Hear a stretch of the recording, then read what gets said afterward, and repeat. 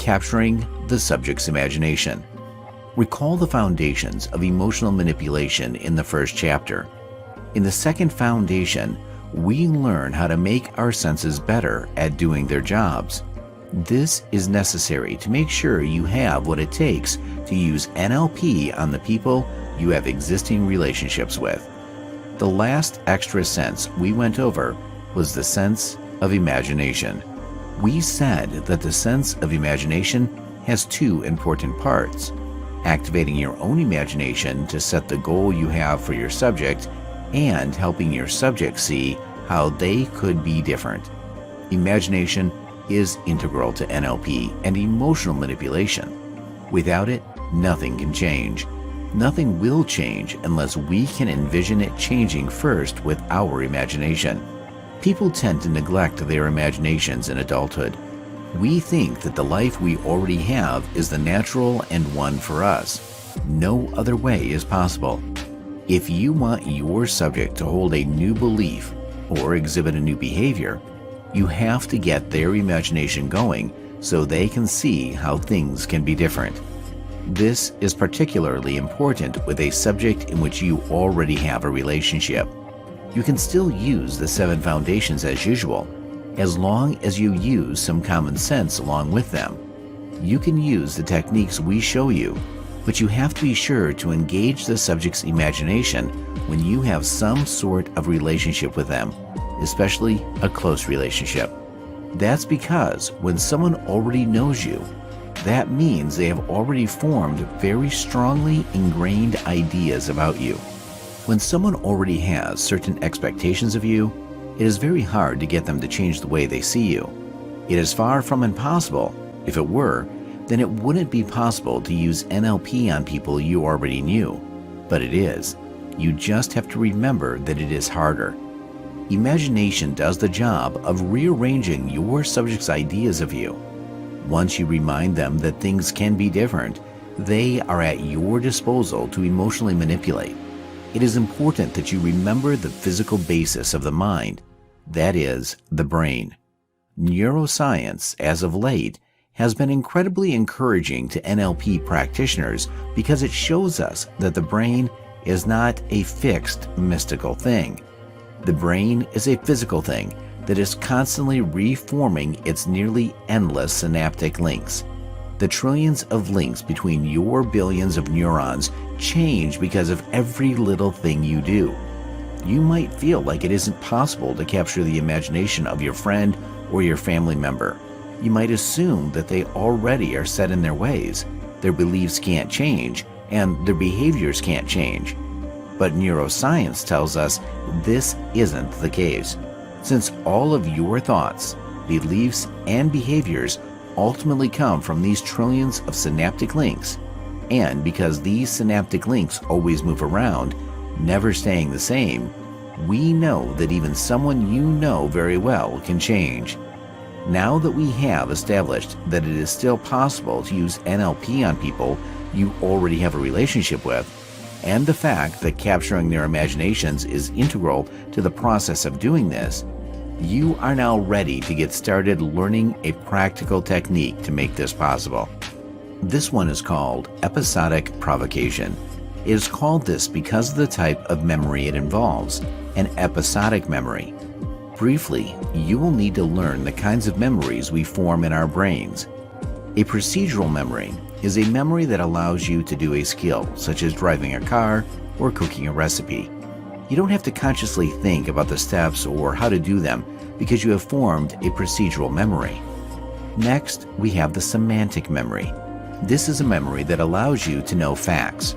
Maybe your best subject in school wasn't history, but you still have some semantic memories tied to historical facts after going to school.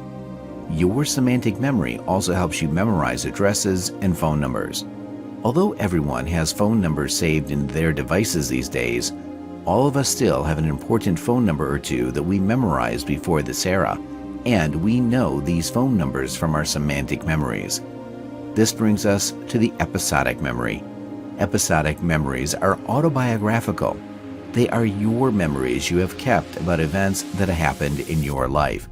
For our purposes, we have to focus on the emotional resonances of these episodic memories. That's because we are less interested in the stale facts about the subject's episodic memory and more interested in the emotional aspect of the memory. These emotional resonances present in the subject's episodic memory are what will activate their imagination. They will remember the positive feeling that is part of the memory, and they will want to chase that feeling. You bring up the change they want to make through your framing, and they will associate the positive feelings from the episodic memory with the frame you give them. They will also associate these positive feelings with you, which is always a positive thing for an emotional manipulator. These are the general steps you're going to follow, but let's go through them one at a time. To begin with, anytime you have a specific technique, like episodic provocation, you may be tempted to rush into the technique right away. But you can't do this because you always have to make the technique seem like a natural part of your interaction with your subject. If the technique feels like a forced part of the interaction from the perspective of your subject, you've not done a good job as an emotional manipulator. That's why you have to start episodic provocation by having a nice, friendly chat with them. We are talking about someone you are in a romantic or platonic relationship with already, so it should not be too hard to have a pleasant, casual dialogue with them. In NLP, we call this building rapport with your subject. It isn't the step where you mind control them or manipulate their behavior through an NLP technique, but rather it is a necessary precursor to doing either of these things. For episodic provocation, it is no different.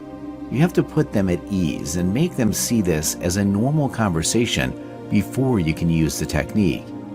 The second step is to start asking slightly more personal questions.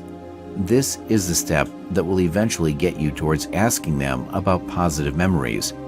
As long as you followed the first step naturally, it shouldn't be a problem to ease into this step naturally.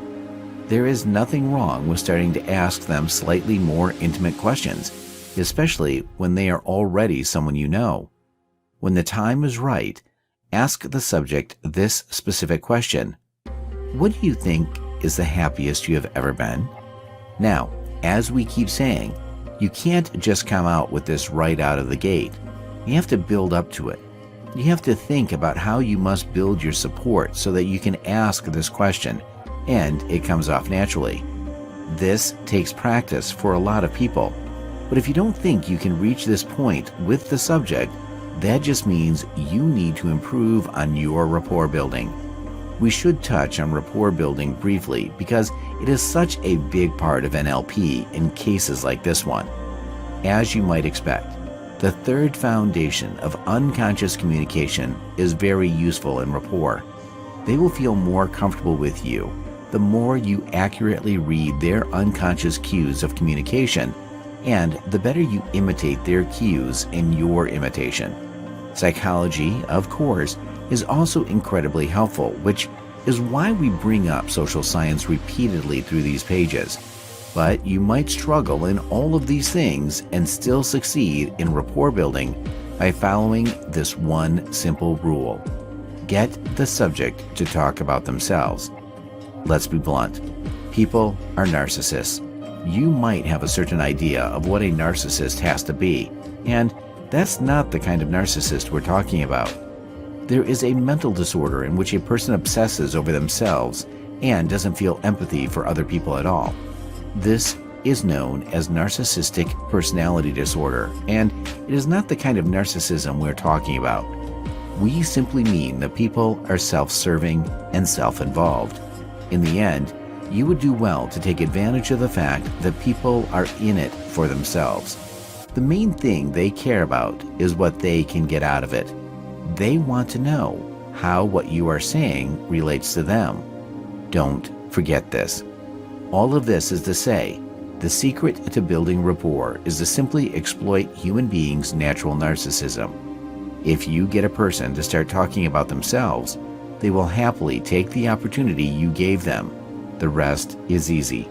They will talk about their happiest memory, and the positive emotions intertwined with it will be experienced by their brain yet again. Since you were the person who caused them to experience these feelings again, they will see you as the same as these feelings. This is always good for you when you are doing manipulation techniques. But for the context of this chapter, even more important is the fact that you got their imagination going. They remember that there is more to life than whatever they are going through right now. They remember that things can be better thanks to you. Once they are in this mindset, they are ready to be mind controlled or manipulated. Since you got into their imagination, you are now able to do this, even though they are someone you already have some relationship with. When we already know someone, this is certainly a tough situation for an emotional manipulator, but they are not the hardest subject by definition. Certain people just have personalities that make them a lot of work to manipulate. The next chapter addresses these subjects specifically, and we give you the tools you need to emotionally manipulate them.